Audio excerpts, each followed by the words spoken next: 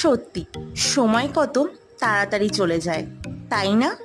ঠিক 2 বছর আগে আমি আর বাবা মিলে আমাদের বাড়িতে এই আম গাছটা লাগিয়েছিলাম। দেখতে দেখতে কতই না বড় হয়ে গেল, আর গাছটাতে প্রায় 10-12টা আমও হয়েছে এবার। যেহেতু গাছটাতে একটু দেরিতে আম হয়েছে, তাই অন্য গাছের তুলনায় এই গাছের আমগুলো এখনো কাঁচা রয়েছে। তাই ভাবলাম যে একটু আম পোড়ার শরবত বানানো যাক। বাইরে আমি অনেকবারই আম পোড়ার শরবত খেয়েছি, কিন্তু বাড়িতে কোনোবারই বানানো হয়নি। তাই একটু অনলাইন ঘেটে বানিয়ে ফেললাম আম পোড়ার শরবত।